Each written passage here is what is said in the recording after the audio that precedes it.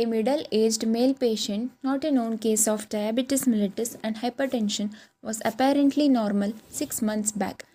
Gradually, he started developing increased appetite, pain in the epigastric region, and lower abdomen, which is associated with impaired bowel habit, reduced sleep, and lack of interest to do his routine work.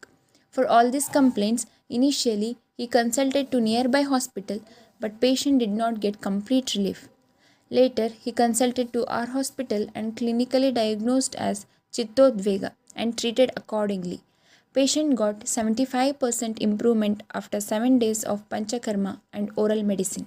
ನನ್ನ ಹೆಸರು ಮಂಜುನಾಥ್ ಅಂತ. ನನಗೆ ತುಂಬ ಹಸಿವಾಗ್ತಾ ಇತ್ತು. ಊಟ ಮಾಡಿ ಒಂದು ಅರ್ಧ ಗಂಟೆ ಆದರೆ ಮತ್ತೆ ಹಸಿವಾಗ್ತಾ ಇತ್ತು. ಇಂಗ್ಲೀಷ್ ಮೆಡಿಸಿನಿಂದ ನನಗೆ ಆರಾಮಾಗಲಿಲ್ಲ. ತುಂಬ ಖರ್ಚು ಮಾಡಿದೆ, ಅಲ್ಲಿ ತುಂಬ ತೋರಿಸಿದೆ, ಏನೇನೋ ಮಾಡಿದೆ, ಆದರೆ ಆರಾಮಾಗಿರಲಿಲ್ಲ.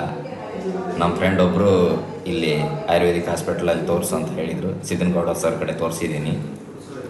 ಇಲ್ಲಿ ಅಡ್ಮಿಂಟ್ ಆಗಿದ್ದೀನಿ. ಪಂಚಕರ್ಮ ಚಿಕಿತ್ಸೆ ಎಲ್ಲ ತೊಗೊಂಡಿದ್ದೀನಿ. 4 ತಿಂಗಳಿಂದ ಇಲ್ಲಿ ತೋರಿಸ್ತಾ ಇದ್ದೀನಿ. ಇವಾಗ ಬೆಟ್ರ್, ಒಂದು 75% ಆರಾಮಾಗಿದ್ದೀನಿ. ಎಲ್ಲ ಥರ ವಿಸ್ತಾರವಾಗಿ ಬಿಡಿಸಿ ನಮ್ಗೆ ಹೇಳ್ತಾರೆ ಅವ್ರು ಏನು ಮಾಡಬೇಕು, ಏನು ಮಾಡಬಾರ್ದು, ಯಾವುದೇನಾಗುತ್ತೆ, ಯಾವ ಥರ ಇದು ಮಾಡಬೇಕು, ಯೋಗ ಯಾವುದಕ್ಕೆ ಏನೇನು ಮಾಡಬೇಕಂತ ಅದನ್ನು ನಾವು ಫಾಲೋ ಮಾಡಿದರೆ ಆರಾಮಾಗುತ್ತೆ. ಚೆನ್ನಾಗಿದೆ.